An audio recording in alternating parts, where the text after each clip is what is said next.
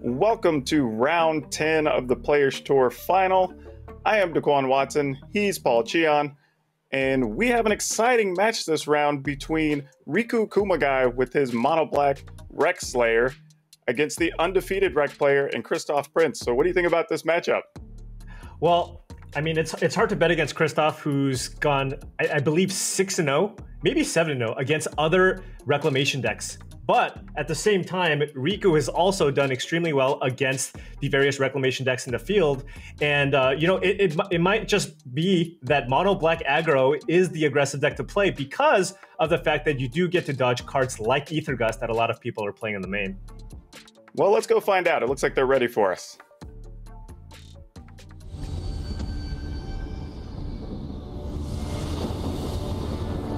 All right, so it looks like we're going to be following Prinz here on 4-color Rec. And we're opening Speaking with of Ether Gust, yeah. Christoph has one in his hand, and of course we know that it's going to be a dead card here in this matchup as Riku is playing mono black. And knowing that's the case, how likely, if you're in Christoph's seat, do you want to keep that hand versus just trying to get a fresh 6 anyway, since you already have a dead card? Yeah, I mean, that's a good point. The thing is, when you see that Ether Gust in your hand, you know that it's effectively a dead card. So you just have to kind of judge the rest of your hand and see how powerful of a 6-card hand it is. And, didn't see a Gura Spiral, didn't see a lot of early interaction, so it makes sense that Christoph chose to send that hand back. All right, so we're going to get the first creature on the table here is a Black Lance Paragon during Christoph's end step, actually. Yeah, makes a lot of sense getting in here with the Paragon. The one card I really actually do want to spend a little time talking about here is Hunted Nightmare. Now, this is a card that Riku has chosen to play in his deck over the more commonly played card in the 3-mana slot in Rotting Regisaur. Now, Hunted Nightmare doesn't hit as hard as Rotting Regisaur, but the one thing that it's really, really good at is dodging the sweepers of both Temur Reclamation and 4-color Reclamation. Typically, the 4-color Reclamation lean on Solar Blaze out of their sideboard and also utilize cards like Justice Strike to kill Rotting Regisaur. Well, guess what? Having higher toughness than power is very, very relevant in this matchup. And it looks like we just had Teferi pick up a Spawn of Mayhem, and Riku's probably just deciding here, do you just want to attack Teferi or do you just want to keep the pressure up here? Yeah, that's exactly what he's thinking about. He's probably just going to be looking to do exactly the same thing here. And given that he just hardcast the Spawn of Mayhem here, it looks like he's going to go ahead and kill that Teferi. Yep, so it keeps Teferi off the table. And we drew a Reclamation. But it looks like Teferi's just coming back down and going to do some more work. Yeah, Christoph is just doing everything in his power to just kind of stem the bleeding, develop his mana. And, because he has assembled this combination, right, he does have Wilderness Reclamation plus Expansion Explosion. And this was actually a very, very key land off the top from Riku. Now he has the ability to play Kitesail Freebooter and choose to ignore the Teferi this turn and also play a Spawn of Mayhem here, additional on top of that. So this is going to put a lot of pressure on Riku. Oh, alternatively, he can also, of course, play the Hunted Nightmare and kill Teferi. But again, land number 5 really huge as this allows him to double spell this turn. Yeah, it looks like he was debating just running one of those Haunted Nightmares out there instead. But now we're having a good think about it. Do we want Teferi down or not? Yeah, looks like the answer is yes. Probably going to go for the Teferi. Yeah, and how important do you think Teferi is to this match kind of the rest of the way? Like a general rule of thumb when you typically play against Planeswalkers is if you do not have a lethal attack, you usually go ahead and kill the Planeswalker. You often end up regretting it a lot of the times because you think, well, you know what, maybe I can kill my opponent before they get an extra activation of that Teferi. But oftentimes they will find cards to kind of stay alive to the point where they get that extra activation, in which case you kind of wish you killed the Planeswalker. Now, of course, there are situations where sometimes you do choose to ignore the Planeswalkers, but oftentimes in those spots, your opponent is going to be very close to dead where you think they're actually not going to be able to get there. And this is an interesting attack step here because the only real interactive card we have here in Christoph's hand is the Shark Typhoon, but it is big enough to actually block something and cause a little bit of mayhem for a second.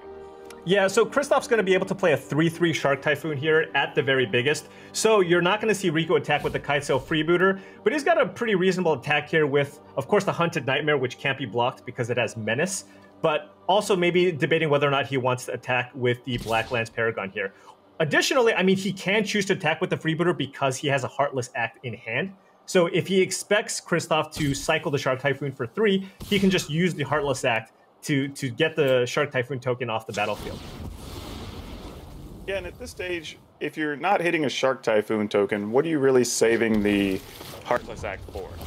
Well, Riku does know that Kristoff has Uro, Titan of Nature's Wrath, in hand, so he might be looking to save that Heartless Act for a potential escaped Uro instead, and just kind of accept this trade potentially. Right, so we do get the cycle for a Shark, just for 1 though.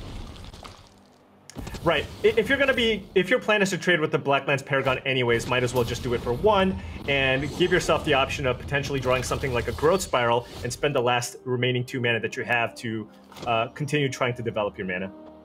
Right, so here Kristoff goes down to 19 and is facing a lot of damage here. We're going to get 3 off of this Uro, which draws a Growth Spiral. Yeah, and you really hate to see this. I mean, he drew that Ether Gust.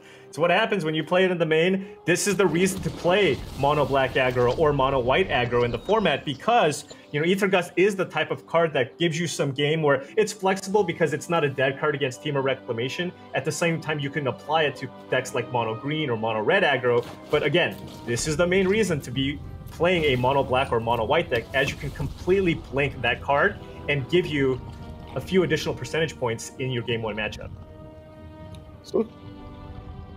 So it looks like Riku just picked up another swamp there that really isn't going to do a whole lot here. We're already kind of flooded on lands, but with so much damage on the table, it doesn't look like it matters. We got the opponent down to 4 here, and this is going to be a very critical turn going into the next draw step here for Kristoff. Yeah, Kristoff doesn't even have a second red source to cast an explosion to maybe kill one of these creatures. And I mean, and the thing is, Riku, there's no sweeper that he's really concerned about here anyways. None of the Temur Reclamation decks that have been doing well in this tournament really brought any sweepers to play in the main deck. Everybody just kind of has that as an option in the sideboard. And here you're going to see the fact that Riku chose to keep that Heartless Act back. That'll definitely be...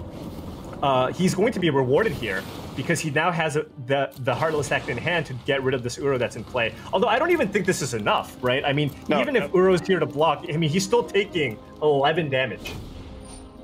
Yeah, that's just a rough spot. You go to 7, but you're also going to take 1 from the Spawn of Mayhem here during the upkeep. Oh, and a Rankle just for the rub-ins. Yeah, Kristoff's going to dispute this, but then the Heartless Act is going to get the Uro. And yeah, that'll be it. This is overkill here. We're seeing an attack here for 15? Yeah, that was a pretty systematic game 1 here by Riku. But as we've seen, he's been taking down these Reclamation decks. I believe this is the 4th one he's played in this tournament, and he has beaten the others. So this must be what he was planning for. Oh, absolutely. I mean, look, if you're coming into this tournament without the mindset that you have a deck that matches up well against Temur Reclamation, you're doing it wrong, right?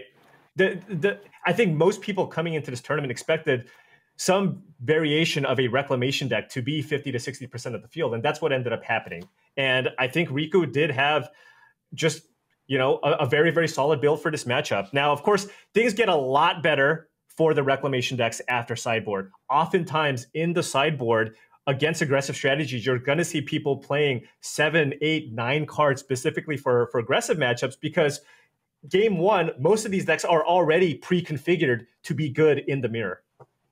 Well, you pointed out that the Justice Strikes and, you know, the Solar Blazes aren't so good in this matchup. So what is Kristoff really looking to do here to combat this counter strategy? So Kristoff, I mean, he's still just looking to kind of stem the bleeding early, use whatever removal that he has. Glass Casket is going to be huge here, as it is one of his clean answers to deal with the Hunted Nightmare. But yeah, I mean, it's actually really interesting that you see the Solar Blaze not even being sideboarded in, because it doesn't kill Kitesail Freebooter and it doesn't kill the Hunted Nightmare that are present in Riku's deck. So that's actually a really interesting decision, because normally you go, I'm playing against an aggressive deck. Solar Blaze, right. I'm going to bring this in, of course. But Kristoff actually choosing not to bring it in here. It looks like Riku's going to open with a turn 1 Duress here, and doesn't have a whole lot to pick from. Yeah, but I mean, you're going to be still reasonably happy here, just taking that Scorching Dragonfire. That means that your Timuret's going to live, which is pretty nice, because then he actually has the ability to exile those Uros that Kristoff will be looking to play out over the course of the next couple turns. Yeah, Timuret seems to be an underplayed card these days, but maybe it took something like Mono Black to get him back on the map.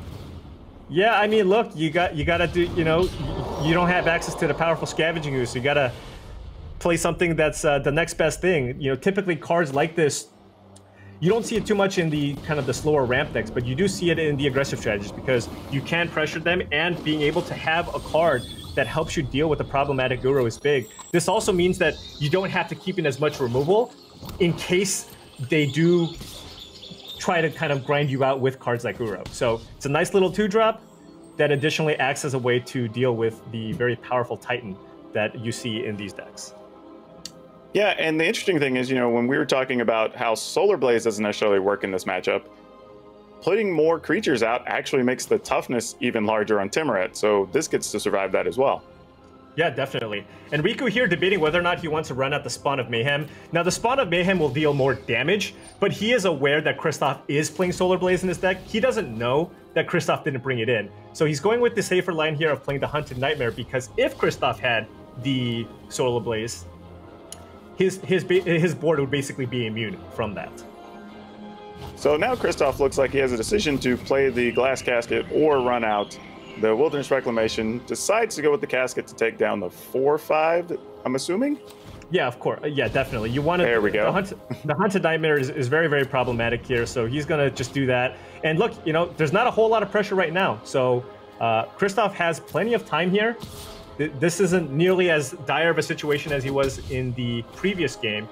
You know, next turn, I mean, if you can find a land off this Growth Spiral, he can start having some fun with Wilderness Reclamation. He's got the Castle Vantress in play, and even the Kenrith in hand, although Riku does have the answer in Heartless Act.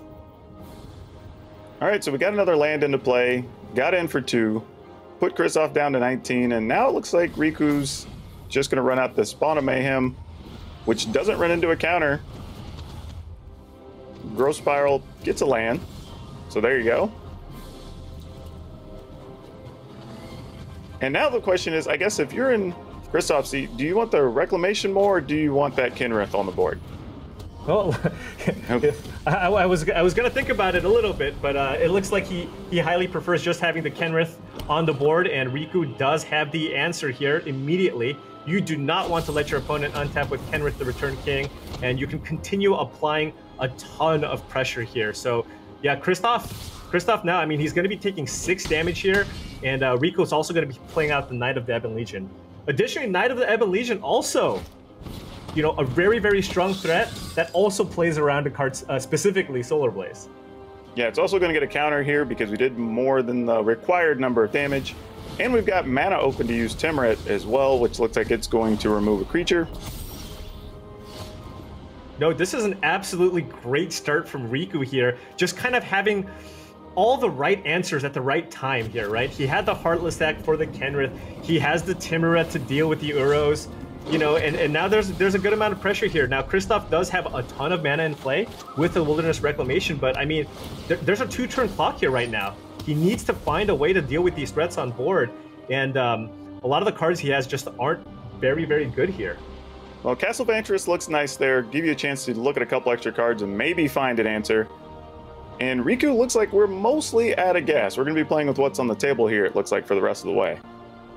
Yeah, and Riku at this point just kind of debating whether or not he wants to play out that Kitesail Freebooter just to see what the last card is in Kristoff's hand, or potentially just go get in for a huge attack here and try to see if you can get away with a double activation here on Knight of the Ebon Legion, which would actually just be a lethal attack here. That would be 6, that would be 2, 5, 8, 12, 14 damage. So if he chooses not to go for Kitesail Freebooter, this is a lethal attack. Yeah, I was just looking at that because I was thinking, you know, I guess it comes down to whether you believe your opponent has something like a Brazen Barrer. Right. I mean, Shark Typhoon, I guess, is another card that he might be concerned about. All right, so the freebooter comes down, sees that there's just an Uro hanging out over there. So in goes the team. Kristoff's going to need a lot of help here. I mean, this has got to be a very, very strong scry. You can't even really rely on Uro here. I'm trying to think of cards that can get him out of it. I think the second copy of Kenrith the Returned King might be one of the best options here, as it would allow him to gain a ton of life here, given that he's going to get he's going to have a lot of mana available with that Wilderness Reclamation. Yeah, and interesting there, Paul, that we opted not to pump the Knight, to leave the mana open to use the castle there. Yeah, it looks like he wants to just kind of get up on cards a little bit. Also, it looks like it actually just looks like he wanted to have mana to make sure that the possibility of returning into Uro is not a thing, which makes a lot of sense. All right, so here we go. We get to scry these two. Let's see what we find. Those are not what we're looking for. To the bottom they go. Go to the draw step. Well, we can cycle. I mean, we're going to see an Uro get played here. Just a cycle, gain some life. That puts Kristoff up to 9, but I mean he step one, you find an answer for that Knight of the Ebon Legion. That thing is going to be huge. Oh, another Uro. So that puts him to 12. I mean, this is still a lethal attack. He needs to find a way to deal with one of the permanents on the battlefield, either with a chump blocker or a removal spell. All right, going up to 12. Drawing a card, which is another Triome. Yeah, so now what he can do is float the mana end of turn with the Wilderness Reclamation, cycle this last Triome, and hope to hit something like a Shark Typhoon to block. Justice Strike, I don't think is enough. 3, 4, 5, 6, 7, 8, 9. Yeah, Justice Strike wouldn't be enough. Because it would not be able to kill.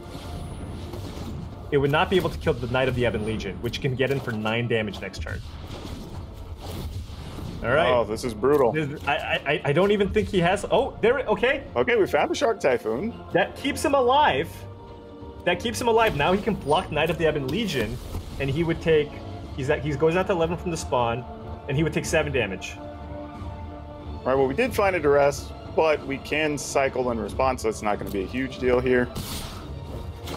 Yeah, I think you just attack with everything and kind of force the issue here, and then go for the Duress after combat here, because now you have the cycle, and he doesn't need to pump up the Knight of the Ebon Legion here.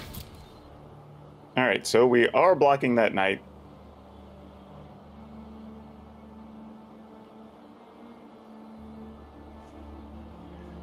We're not moving to the damage step.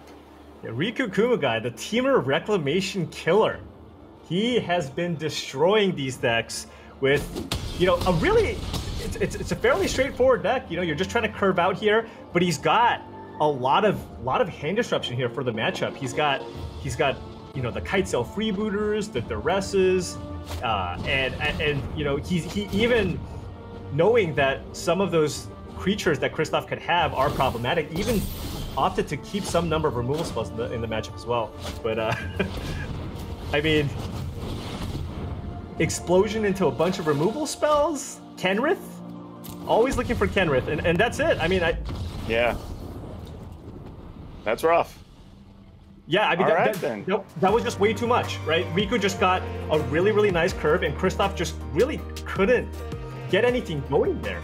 I mean, he was able to develop his mana. He had a little bit of disruption, but I mean, some of these black creatures hit really, really hard. Right? You have the Spawn of Mayhem, you have the Hunted Nightmare, and Knight of the Ebon Legion. You know, just a lot of the removal spells that Kristoff had just also don't line up especially well with what Riku brought to the tournament. Well, everybody, hang tight. We're going to take a quick break, and we're going to come back with more action in round 10.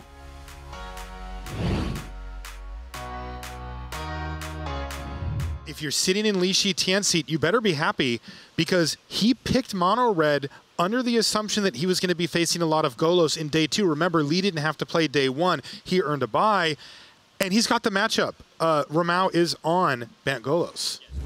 Li Shitian looking at casting a 10 Street Dodger to try to pile on as much damage as possible. Or does he need to use that Knight to try to take down Golos if Carlos Ramao goes for the block? This is the question that Li Shitian has to answer. And as he's decided maximum aggression, he's going to go for the Dodger. Yeah, it looks like he's going to run out Cavalcade here as well with the mana from the Runaway Steamkin. Woo! And he'll have... I guess that does give him the Rimrock Knight. He'll have one mana... Boulder Rush. Right, he'll have 1 mana left over to either go for Boulder Rush or make one of the 10 Street Dodgers unblockable. Yeah. I don't see how Ramao can get out in only 1 turn cycle.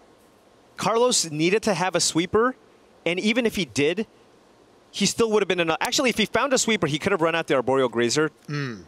But that's still the double cavalcade of Calamity would still trigger off the Legion Warboss, and that still would have been lethal. So wow. Yeah, I think this is it. The metagame call from Li Shitian is going to pay off. He got the exact matchup that he expected here in day 2.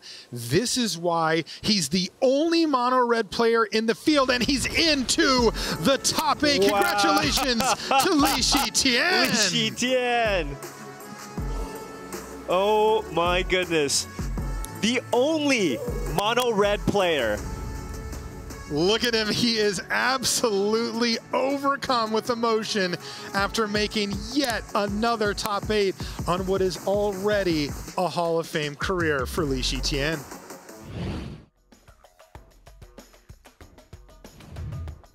And welcome back to round 10, where we have an exciting match this round between Piotr Oglowski against Seth Manfield with some dueling reclamation decks.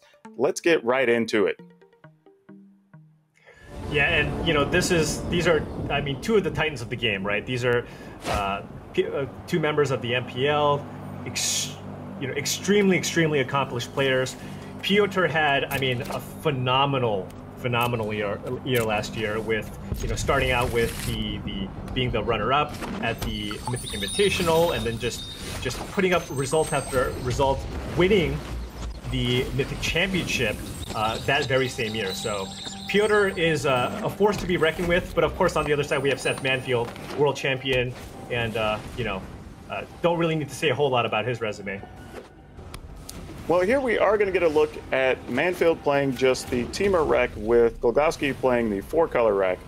So we'll get to see the differences between these 2 decks, but other than just Teferi, what else is in that deck that would lead you to want to play that over the normal 3-color Reclamation deck? So the 2 really important cards are, well, for this specific matchup, the 2 really important cards are Teferi Time Raveler and Dovin's Veto. Dovin's Veto ensures that there is no jockeying for position. If you want to counter a Wilderness Reclamation or an Expansion Explosion, you're gonna counter it, right? There's no ifs, ands, or buts about it. So that's a really safe feeling, knowing that when you have 2 mana up and your opponent, you know, could potentially play Wilderness Reclamation, you feel really safe, right? No matter what they do, you know that you have the ultimate counterspell for that head-to-head. And, you know, having access to that has really proven itself to be extremely valuable this weekend, because if you look, Oglowski, you know, kind of coming into this round was 4-0 against Teamer Reclamation. And Prinz, also on 4-color Reclamation, was 7-0 against other Reclamation decks. So really, I mean, this, if you wanted to come into this tournament and beat Teamer Reclamation, it really looks like 4-color Reclamation was the way to go. And interestingly there, on the previous turn, it looked like there was some hesitation over countering a Growth Spiral. And this matchup, have you ever looked at the importance of that, and what would that be to you on turn 2 there? Oh, absolutely. That happens all the time. You know, often, especially when you're on the play and you get kind of one of those quicker hands where you do have access to the Growth Spiral, oftentimes it is correct to try to develop your mana and slow your opponent down to the point where all of a sudden you're up to 2 or 3 mana on your opponent, and that allows you to resolve really pivotal cards in the matchup. You know, being able to play a Teferi with Mystical Dispute backup after you've Mystical Disputed their Growth Spiral really goes a long way. And here it looks like Piotr's landed all the lands he's wanted to, and Seth kind of stumbled a little bit there on the previous turn, though he did get a Growth Spiral off that got him an extra land there on that last turn. And now we have a 4/4 Shark that looks like it's ready to do some business. Yeah. I mean, Seth Manfield's hand is extremely reactive here, and it doesn't really line up well with a giant shark token here. So Seth really needs to find some action. And, you know, at this point, he's getting to the point where if he doesn't cast the spell here and doesn't draw a land, he's going to have to discard the hand size. So looking to fire off this Ether Gust here and, you know, be able to deal with some of Oglowski's offense here. So we did use the Aether Gust on that Uro, so we didn't get to draw a card there, though we did draw it again here. Tagging for 4, put Seth down to 12. Yeah, but Seth is still in a lot of trouble. Oglowski has the Dovin's Veto in case Seth does top deck something like a Wilderness Reclamation. That Shark, I mean, Seth really just needs to find an answer for the Shark token. And right now, I mean, he's on 5 mana, so even if he finds something like his own Shark Typhoon, it's just not going to be able to be big enough to compete with what Oglowski has here. All right, so the second time this Uro gets to make his way to the table, draws a card. And Piotr looks like he's just taking his time, building up his mana, sitting on his counter, not in any real hurry there. Yeah, I mean, Oglowski is extremely ahead here. He's got the pressure going, and he has, you know, Seth on a 3-turn clock here. I mean, this Ether Gust is not going to be doing anything against what Seth has in his hand. Yeah, it looks like Seth may be having a little frustration here, not getting to really interact in this matchup much.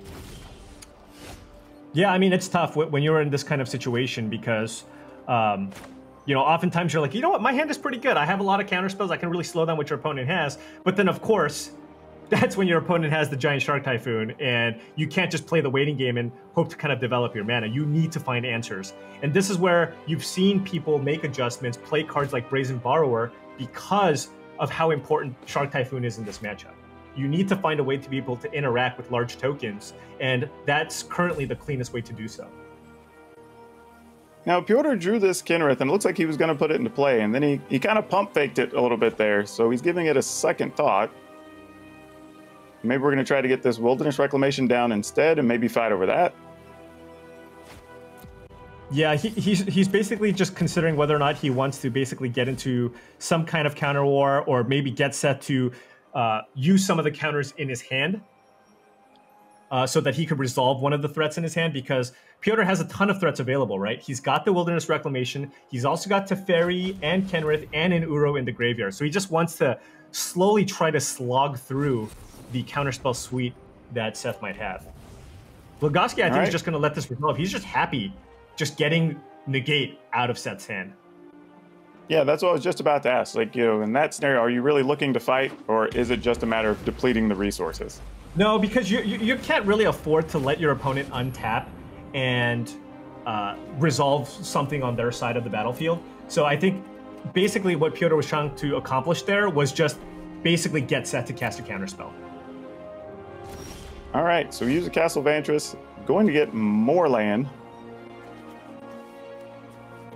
Yeah, and Piotr's now in a great spot, because even if Seth hypothetically had a Shark Typhoon here and had to go for the trade, that would leave the window wide open for Piotr to, you know, resolve an Expansion Explosion for a ton, Teferi, just so many different options available here. So yeah, I mean, it's going to be extremely difficult for Seth to get out of this one.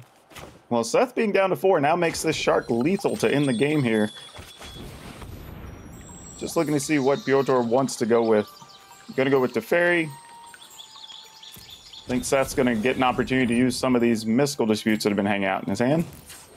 Yeah, but, you know, Piotr has the ability to pay for one. If he has another one, he probably lets this one get countered, and then he'll have the Dovin's Veto up still for a potential 1-2 punch of Wilderness Reclamation into Expansion Explosion, which, of course, he does not want to have happen. Did get a Shark Typhoon, though. Yeah, so this is going to be interesting, right? Like, Seth at this point has to cycle Shark Typhoon. At this point, do you cross your fingers and hope that your opponent doesn't have basically anything? Oh, and it looks like Piotr's like, look, you can have Shark Typhoon, but guess what? I'm going to try to resolve this Kenrith. I'm going to give my guys haste and trample, and you're going to be dead. Well, that brings it to a close. Let's go into game 2. Let's take a look at these sideboards here. And, you know, when you're looking at this type of matchup, you're playing the white. So what are you looking to really bring in that makes the difference out of your sideboard here? I mean, if you have additional copies of Dovin's Veto, I imagine you're going to be looking to bring that in. Additionally, I think a lot of the cards that you'll see in the sideboard are actually blue cards. So you're going to see the Spectral Sailor come in, of course. And the real question is kind of, what do you cut?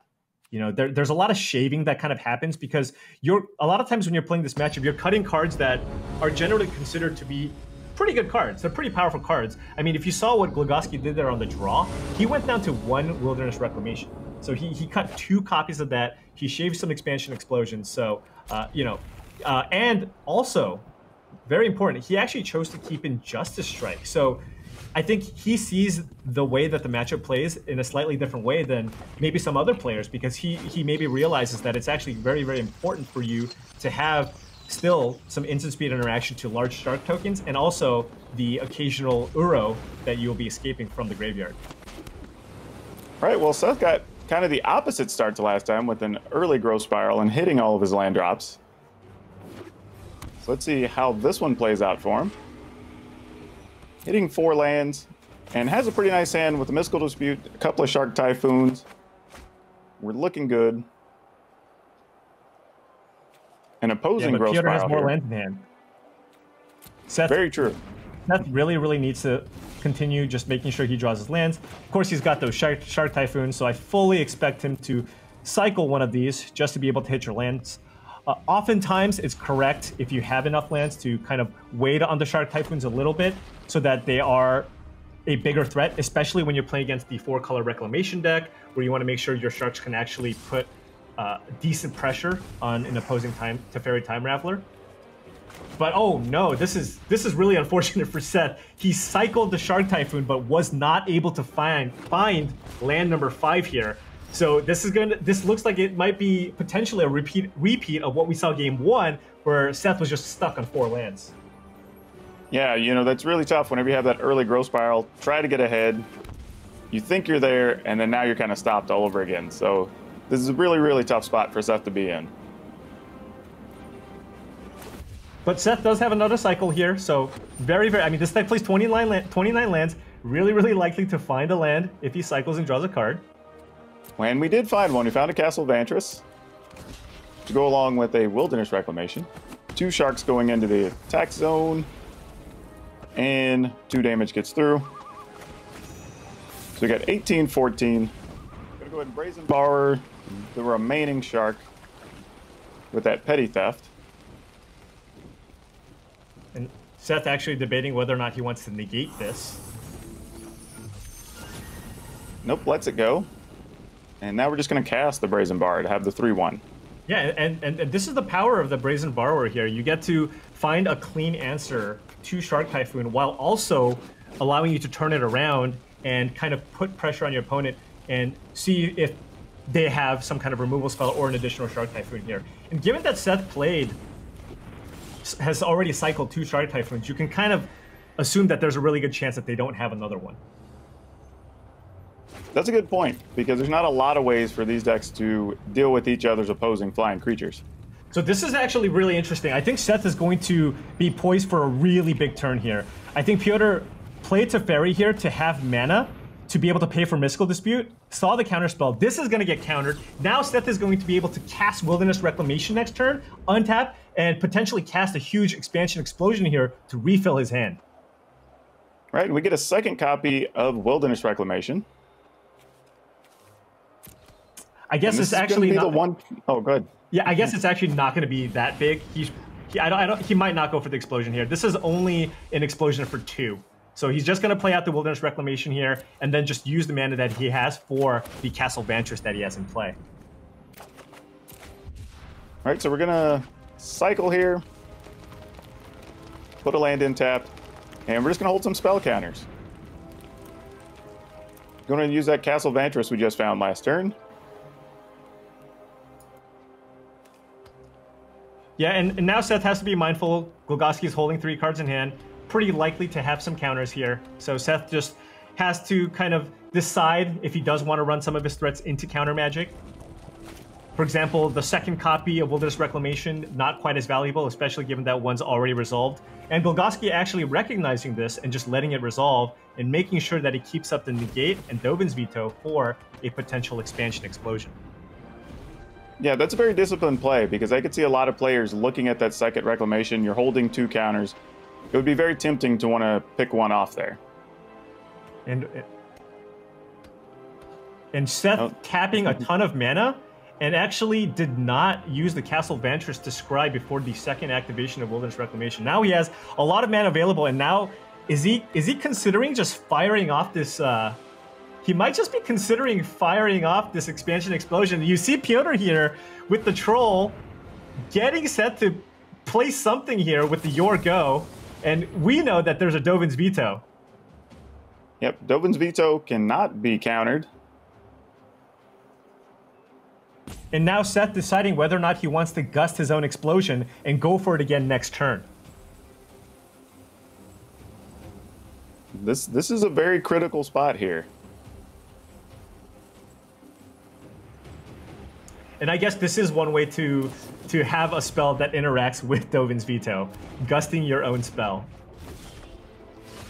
All right, so he does opt to use it, and it's going to sit there for the next draw step, which is going to make for an interesting turn next turn. Wow, this is an interesting draw. So Piotr drew Expansion Explosion. He knows he can cast one off for 3, but he also knows that Expansion Explosion has been gusted to the top. Given that Seth went for it last turn, it wouldn't surprise me to see if he tries to go for it here. Just like, you know what, if you have it, you have it. And that'll give Piotr the opportunity to negate this explosion. And then next turn, maybe hope to draw a land. Look at this, he's already got the negate. He's like, I know you're gonna go for it. I know you're going for it.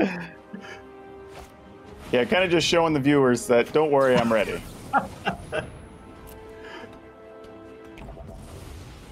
All right, so it does get hit with the negate, to no one's surprise. And at this point, given that Seth has nothing, I mean, I think Piotr might just want to cast this explosion, or it looks like he might actually just instead want to bluff that he still has a counterspell. All right, so we are going to use Castle Vantress, set up a draw here. Oh, and that's another explosion here. And yet, I mean, this is going to do it. He's going for it on Seth's upkeep, and Seth topped Expansion Explosion, and this is what? 12 mana? This is going to mean that Seth is going to... No, excuse me. 18 mana. And this is going to mean Seth is going to have an explosion for 14, given the 2 Wilderness Reclamations in play. That was huge. That Castle Vantress did a little bit of work there. Absolutely. I mean, that combination of Castle Vantress plus Wilderness Reclamation, I mean, even if you're empty-handed, it just means that you're so likely to find relevant spells over the course of the entire game.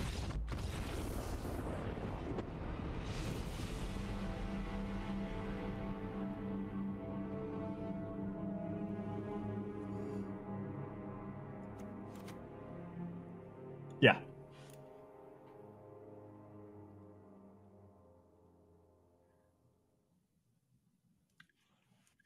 All right, so very curious to see if Piotr is going to sideboard slightly differently, given that he's on the play. You know, we heard Riley, when he interviewed some players earlier, how important it is to be a little more aggressive when you're on the play, and that's kind of the key to winning this matchup. And, you know, Oglowski, no stranger here. He is 4-0 against various Team of Reclamation strategies, so definitely is going to have a game plan here coming in. The discontinuity here, really interesting card for Seth Manfield, but looks like he's not going to choose to bring it in. I would have guessed that it's for this matchup where you use it to counter opposing Shark Typhoons and what have you, but it looks like Seth choosing to keep that one in his sideboard.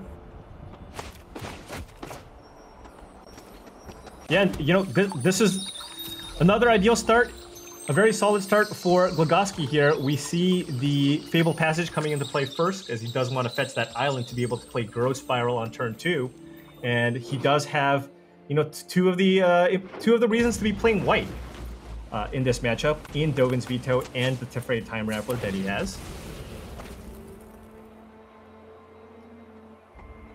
On the flip side, you see Seth Manfield here with Spectral Sailor and multiple copies of Ether Gust. Ether Gust not doing a whole lot right now, and because the coast is clear here, you're gonna see Piotr just go for the growth spiral. Don't want to risk it potentially being mystical disputed.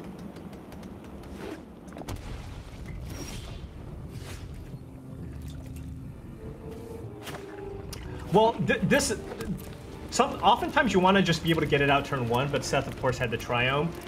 He doesn't want to play it turn 2 because he wanted to be able to keep up Ether Gust or Ether Gust mana so that Piotr doesn't just run out a turn 4 Reclamation, right? If you only have the Triome, for example, if he ran out the Spectral Sailor and kept up 1 mana, coast is clear for Piotr to just run out the Reclamation. So if he wanted to play the Sailor, he had to wait at least until the end of Oglowski's turn.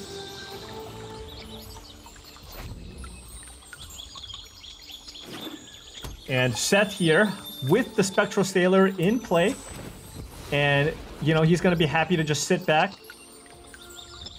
The tier of Shark Typhoon, potentially, on that side.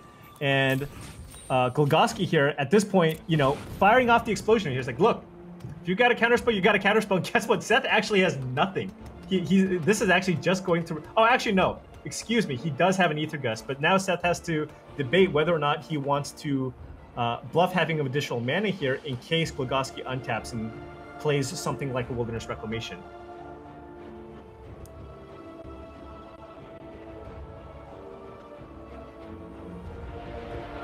Well, this little 1/1 can go a long way, and Seth right now needs ways to cycle through his deck to be able to find more lands, because it's extremely important in this matchup to not miss your, I want to say at least like your first 7 to 8 land drops, right? It's so important to be able to make sure you hit your land drops so that you can make sure that you can represent a bunch of counter spells to be able to fight through what your opponents can have.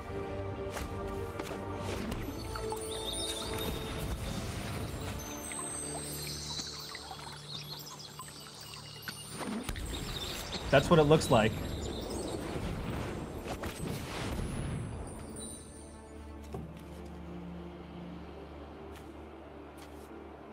Yeah, he's got the Ether Gust, which doesn't do anything, and some Expansion Explosion. So we're going to see this Teferi resolve, and then probably see it bounce the Spectral Sailor, but he could also just take it up and keep it kind of safe. Not a whole lot Seth can do. I mean, the only thing Seth can do on his turn is now just bounce it with the Brazen Borrower that he has in hand. Now, he does have a Shark Typhoon. If he draws a land, that would be big. Of course, you don't want to miss your land drops, but additionally, that gives you the opportunity to play out a 3/3 flyer at end of turn to give you a way to pressure Teferi.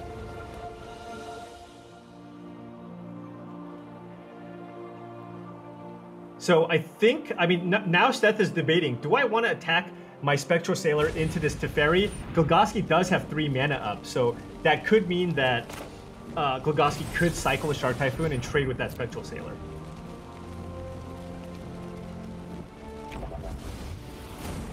Right, so this is Oglowski fighting over this Teferi. He really wants it on the battlefield. He doesn't want it to get bounced and be low on mana here.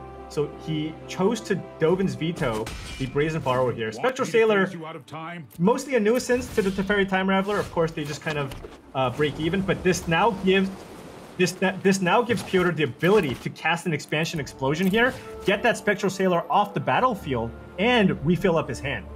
Hi, Paul. It's Marshall. Hi, Daquan. This isn't Daquan. No. No, it looks like poor Daquan had some connection issues, so I'm just popping in for him while we try to get him sorted out there. Unfortunately, though, just unable to very quickly. So what did I miss? I was watching on the stream, but looks like I'm a little bit... I need to get caught up here. Well, I was really enjoying doing play-by-play. So I was enjoying your solo. I liked it, yeah. I was like, wow, Paul is really just running this thing. Yeah, need some water. No, so Seth, this has been kind of the theme for the first 2 games, but he's a little bit behind on mana. Mm-hmm. Oglowski just was able to resolve a giant explosion, and Seth doesn't really have a huge way to kind of punish this, so... Yeah. It looks like Oglowski is in a pretty good position here. Yeah, you can see Oglowski obviously getting big benefits from stretching to 4 colors with his Teferi on the battlefield, demanding some type of answers here. I won't let you win. as you see the little baby shark come in and knock Teferi down to just 2. But the card I'm looking at is Wilderness Reclamation in the hand for Piotr Oglowski. I mean, that looks like it could just blow the doors off this thing, especially if he can find something with Uro here. Like one expansion explosion could just do it, especially with Seth Manfield completely out of gas here. Yeah, I mean, Shark Typhoon, Expansion Explosion, anything. And it looks like he has enough cards to just return Uro here, which is going to find him an extra card. Seth does have the Ether Gust here to bounce the Uro.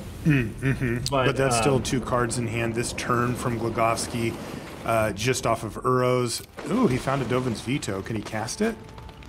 Not with just that one plane. Yeah, just planes left. He has a land drop to give, but the Triumph's going to be tapped if he does decide to play it here. Yeah, Glogowski certainly has the edge right now, but he does need to find some action to be able to kind of close the door here before Seth kind of claws his way back into the game. So it looks like he's going to probably hold on to that Triome, and next turn, given that Teferi likely will stay on the battlefield, cast Wilderness Reclamation, cycle the Triumph for one of those big heavy-hitting threats that you were talking about. So does Seth, is he just required to fire off this explosion on Teferi? It looks like it. Oh, yeah. Oh, no. Oh, he did hit a Wilderness Wreck in there. Unfortunately, there's another Teferi in hand for Glogowski, but otherwise he found all lands with it. So still Seth having a hard time finding a ton of action as he watches another copy of Teferi Time Raveler slam onto the battlefield. He's got to be sick of seeing that. Yeah, not only that, I mean, we're seeing Uro hit the battlefield, and then he has the 1-2 punch of Wilderness Reclamation plus Spectral Sailor. I mean, Glogowski at this point just has way too many angles of attack here for Seth to really be able to efficiently fight through. And Seth knows it's over. Not that it's literally over, but that it's kind of over. You can see the look on his face as the pieces of the puzzle have come together here for Piotr Glogowski. Everything lined up. He just needs to find the big finishing blow to get the job done, but that's the easy part, right? This is the hard part, getting the Spectral Sailor down, getting to attack with Uro, even having Teferi to defend yourself, and all Seth can do is look at another land off the top of the library. Very depressing for him here. He does have Blast Zone to take care of the Sailor, so he can stem that bleeding, but as we said, the damage is done. Uro came into the battlefield, went to the graveyard, then came out of the battlefield last turn, then attacked this turn, and now Spectral Sailor's hit with Wilderness Reclamation and a ton of mana. You know, you can't recover from that stuff, generally speaking. It's the damage is done, even if you have an answer for it now. Yeah, so right now, Seth is basically just hoping everything resolves.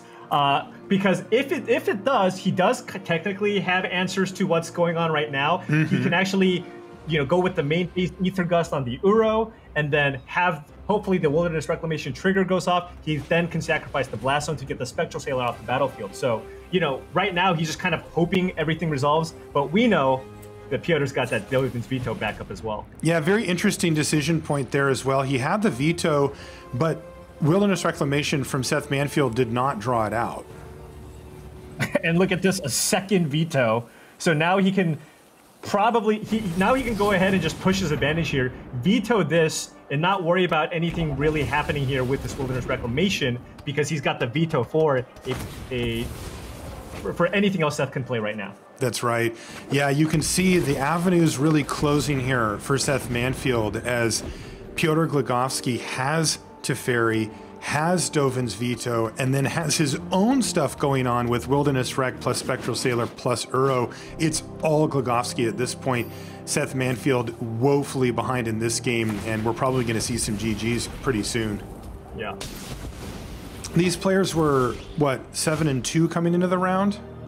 So still, hanging around in contention for, definitely for top 16 and probably still for top 8, even with a loss here. We're going to start getting more into the details of that as we move our way through the day and approach the final rounds. But I will remind you that there are 2 very big milestones to hit in this tournament, not just the top 8 like normal, but top 16, also a big qualifier for the season grand finals that's going to come up later this year.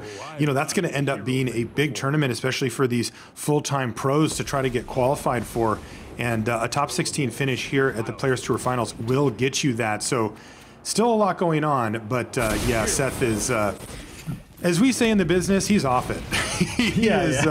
He's thinking about maybe what to have for dinner or something, or who he might be playing against next round, because this one is just about done. Look at his hand, brutal. 4 lands, another, the Wilderness Reclamation, and a negate that isn't doing much here, thanks to Teferi. Right, and Piotr's just got to be feeling so safe, given that he's got the Dovin's Veto, which you can't really fight through with counterspells, and that Teferi that's in play. And this is the reason to play 4-color again. This is going to put Oglowski at 5-0 against Reclamation decks for this tournament. Also coming into this round, Kumagai was, excuse me, not Kumagai, Prinz was 7-0 against Reclamation decks with his version of 4-color rec. So, you know, I think, I mean, this is really, really paying off. You're seeing the power of the addition of these white cards in this matchup. Yeah, and that was a GG from both players there. Seth Manfield's going to pack him up. Piotr Oglowski at his canister is going to pick up that win and move ever closer to a potential top 8 here at the Players Tour Finals. Great stuff from him, bringing out, you know, as we called it, a teched out version of Teamer Reclamation. It's 4 colors and clearly built for the mirror, especially after having seen him win that one quite convincingly. That is going to do it for our live match there. This round, we're going to take a short break. When we come back, though, we'll have more here from the Players Tour Finals. Don't go anywhere.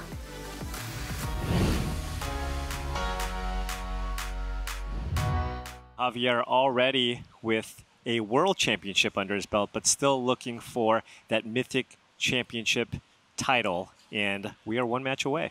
That's right. Wow. Didn't go the way that he wanted there in that 3rd game. He made it interesting with the Ember Cleave, but the mulligan to 5 plus the triple Ether Gust from Jean-Emmanuel Duprat made it very unlikely for him to win it. He couldn't quite get the job done. Yeah, it's really important to get your opponent's life total low enough where, you know, oftentimes the Bant Golos deck will be able to cast their sweeper and still be alive, but you want to get them low enough to the point where then you can follow that up with a haste creature for the final few points of damage.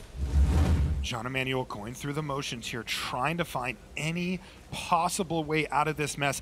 Javier knows he cleared a huge hurdle when Jean-Emmanuel did not have Ether Gust in his hand, and now he's just waiting. If he does it for 4, it's over. It's Javier over. Dominguez slams Guardian Hellkite, and that's going to be it. Javier Dominguez sits back in his chair. All he has to do is play his mountain. He's counting it up. Adding it up. 100% sure. It is time to Gruul Smash. Good game at the queue here for He's getting ready. Duprat. Just got to slam the haster. He's counted it up. He knows how much damage he can do this turn. There's Skargan Hellkite, everything in the red zone, and Javier Dominguez is your Mythic Championship 5 winner! Congratulations, Javier! Cleave. Wow. Unbelievable stuff. It really came down to that turn, Paul, where you saw Javier look at the camera and go, please, please, please, please, please. And when an Evercleave stuck, he had it.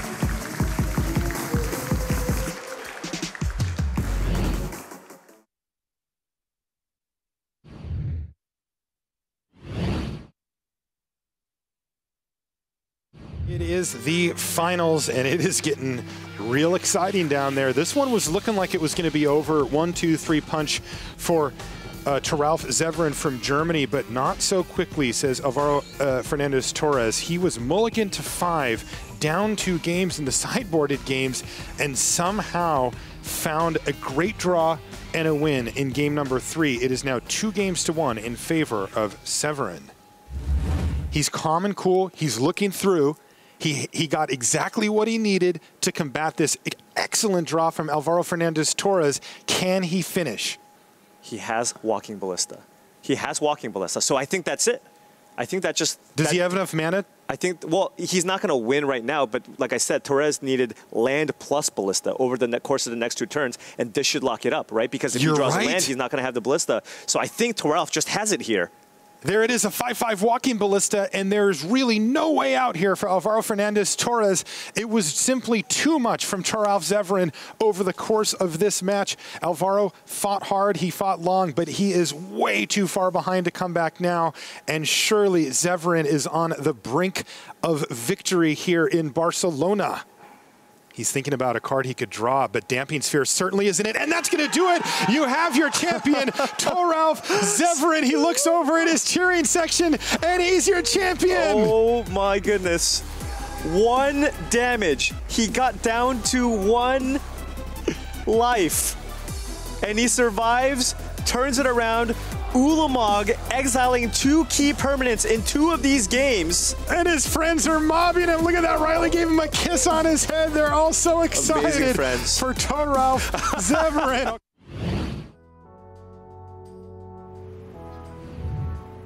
What's up, everybody? Welcome back to coverage of the Players Tour Finals. Maria Bartholdi joined by Cedric Phillips and Riley Knight as we round out round 10 here on day 2. And Cedric, you've got some congratulations you want to give out. Big shout out for the king of the emotes. It is Piotr Oglowski, otherwise known as Canister. A nice round there for him, and you know, we have seen him in the past play decks like Jump Sacrifice to great success, having another fantastic tournament here, so it's been a joy to watch. Yeah, just incredible results from Canister over the recent past. So we'll see if he can put something together again here for this tournament. And Riley, you've been talking to some players behind the scenes.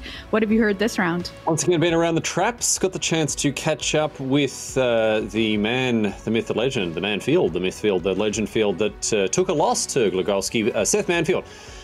Playing Team Rec, edged out by the 4-color version, of course. Manfield told me he thinks that the 4-color version is probably a 60% favorite or so. The margin isn't as high as some people may think it is.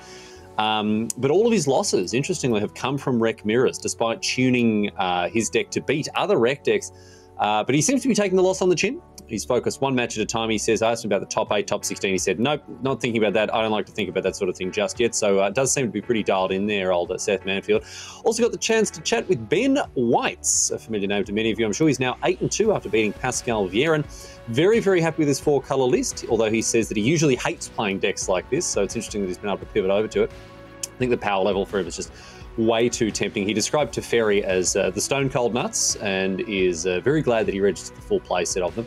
He also has an interesting approach to sideboarding. I want to tell you about this. He's not stuck to a single strategy, right? He keeps mixing up his sideboard strategy if for each game, not just play or draw. He just like kind of goes wild every single time.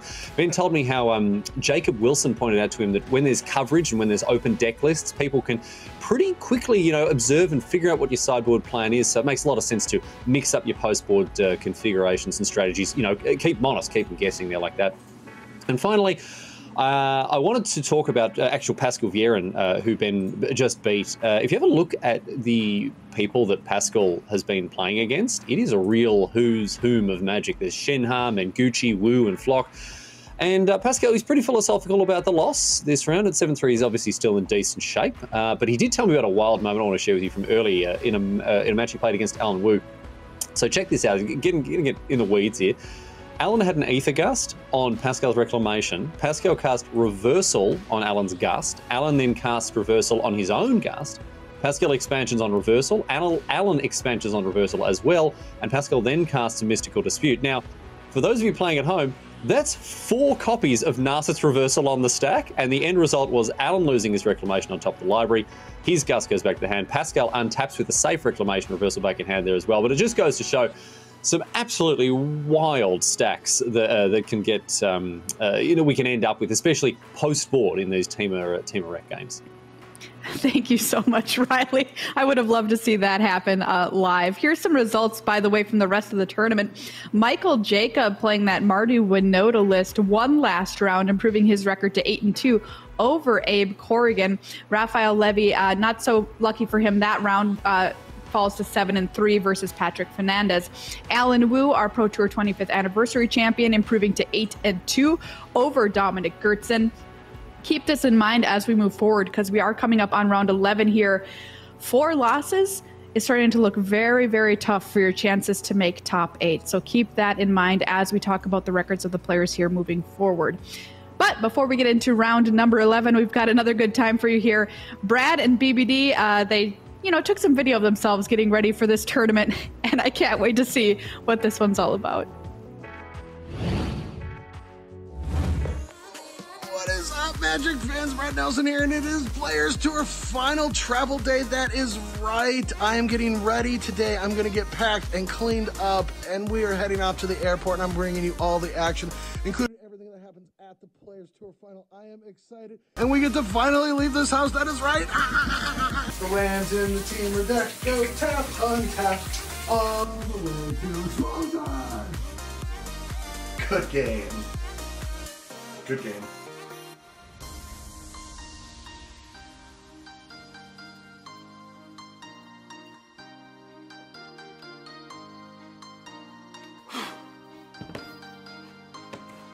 Oh, I'm so glad I'm here. Sorry I'm late for check-in. The flight was just miserable. Brian, what are you doing here? I live here. You live in the rental house? I didn't know you had that. Dude, we both... You know what? I'm going to need some ID if you're going to check in. I mean, you know who I am, but I have a passport. ID.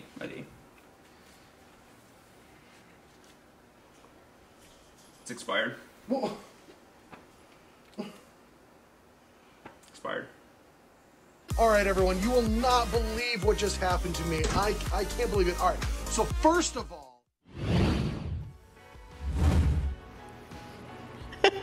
I just love these guys so much, and I'm so happy they live together and can make us some fun content like this. I remember when they first moved in, they told some stories about, you know, both playing in the same tournaments and getting ready for the tournaments and like going downstairs and knocking on each other's doors and asking, how did you do last round? How did you do? And BBD banging the broom, you know, on the roof and letting Brad know how he did the round before. I think that's pretty cool stuff. All right, time to take a look at our standings here. Or excuse me, first we're going to talk about our feature match here for round number 11. Round 11 coming up today here on day 2 of the Players Tour Finals. Let's see our feature match. Raphael Levy versus Michael Jacob. Azorius Control versus Mardu Winota. Safe to say we have not seen this matchup yet in this tournament. Let's take a peek, though, at Raphael Levy's Azorius Control list. One of the few people playing this deck at the tournament, Cedric.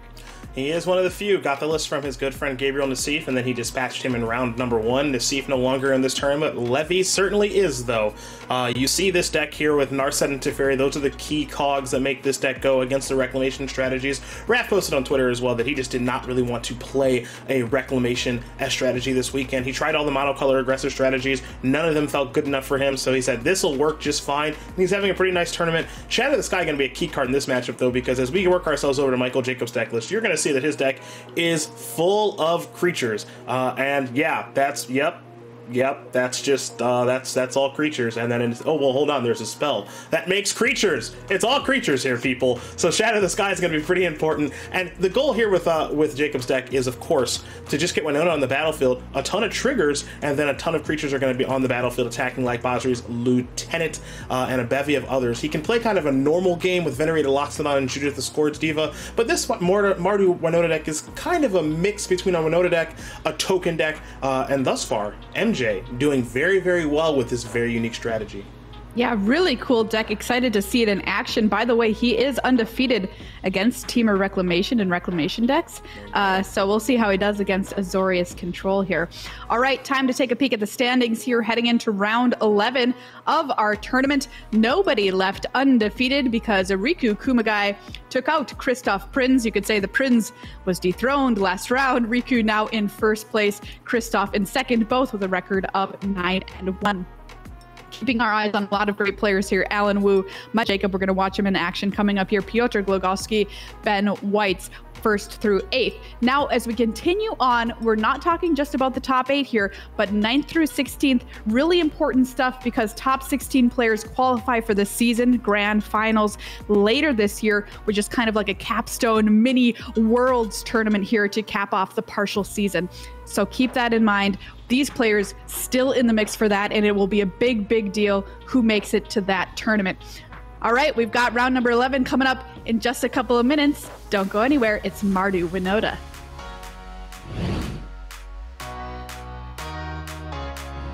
Two extremely experienced players here. Of course, Kai Budde, one of the most celebrated players we've ever had in Magic the Gathering, having won 7 Pro Tours. It's a unfathomable number at this point, unlikely to ever be eclipsed or even close to it.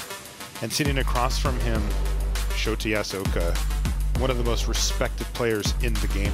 Absolutely, he's no slouch himself. We just have 2 Hall of Famers actually just going at it, you know, kind of the old school players who've been playing the game for quite some time, but proving that they still have it here, you know, still alive deep into Mythic Championship 3. Shota won a Pro Tour back in the day, a couple years ago. Shota is losing permanence, and they're not coming back. And just additional insurance here. Oath of Kaya off the top, meaning Kaya's now can just fire it off and sit at a comfortable 5 life here and not have to worry about a potential series of Oath of Kaias that Shota could draw. Wow, incredible from Kai Buda. Anybody who doubted him coming into the tournament is surely a fool, as he is going to stay alive for yet another round in miraculous fashion as well. Now he's just adding on. He's got Oath of Kaya plus Ugin, and this one is going to be in the books. I can't believe that Kai found a win here. I mean, he had to top deck 2 perfect cards in a row. The Duress and the Elder Spell. No, it was command the Dread Horde into the Elder Spell. You're right. To set that up. To set that whole thing up. Unbelievable game and a real pleasure to watch. Search for his Kanta is too little too late. Shota says good game, and Kai Buda earns the victory. He will survive to fight another day.